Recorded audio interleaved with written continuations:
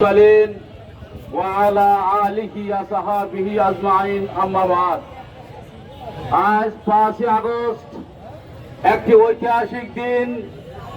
খুনি শেখ হাসিনা, স্বৈরাচার শেখ হাসিনা, ফ্যাসিস্ট শেখ হাসিনার বিদায়ের দিন। সম্মানিত উপস্থিতি, আপনারা জানেন গত বছরের ঠিক এই দিনে দীর্ঘদিনের জাতির উপরে চেপে বসে থাকা ফ্যাসিস্ট শেখ হাসিনা বিদায় নিয়েছিল।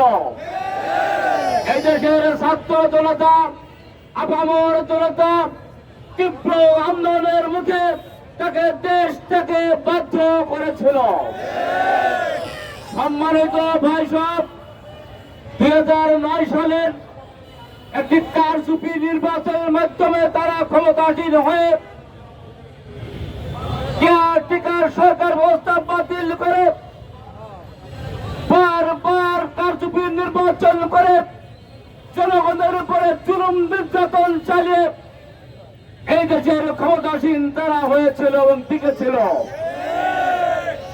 সম্মানিত ভাই সব, হাসিনা ঘোষণা দিয়েছিল হাসিনা পালায় না।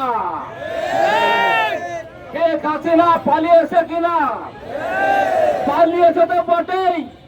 মন্ত্রী, এমপি, আওয়ামী লীগের সকল নেতা পালিয়েছে। সম্মানিত ভাই সব,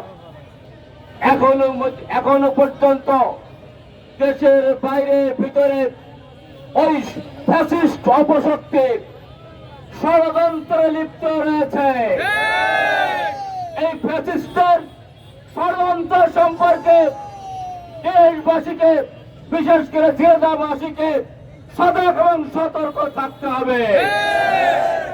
সম্মানিত ভাই সব, সকল প্রকারের ষড়যন্ত্রের দাঁত ভাঙা জবাব দেওয়া হবে।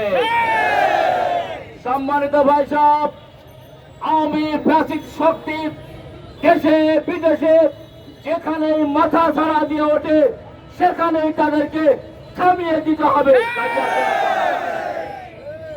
সম্মানিত ভাই সব, আওয়ামী লীগ ষড়যন্ত্রে নির্বাচন করেছিল। 2014 সালে তারা বিনা ভোটে নির্বাচন করেছিল, কোন প্রতিদ্বন্দ্বী প্রার্থী ছিল না। 18 সালে তারা দিনের ভোট রাতে করেছিল। 14-24 সালেও তেমনি নির্বাচন তারা করেছিল।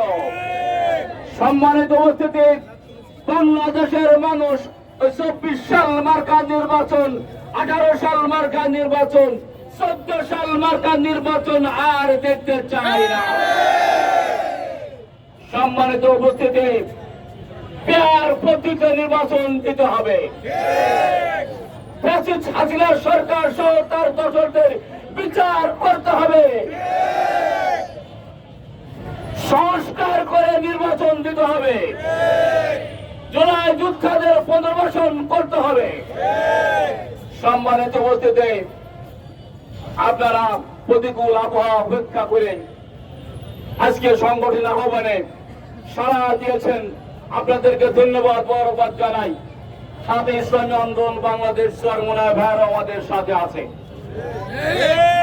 ইসলাম পন্থীরা আজকে এক কাতারে এসে দাঁড়িয়েছে। অতএব ইসলামকে ঠেকিয়ে দেওয়ার জন্য, থামানোর জন্য ফ্যাসিস্ট শক্তি, ইসলাম বিরোধী শক্তি যতই লম্ফঝম্প করুক না কেন, সম্মিলিত ভাবে আমরা বিরোধের মাধ্যমে তাদেরকে দাঁত ভাঙা জবাব দেব। সম্মানিত উপস্থিতি, আগামী দিনে যে কোনো আন্দোলন সংগ্রামে স্বতঃস্ফূর্ত অংশগ্রহণের আহ্বান জানিয়ে আজকের এই সংক্ষিপ্ত কথা আমি এখানে শেষ করছি। আসসালামু আলাইকুম ওয়া রাহমাতুল্লাহ।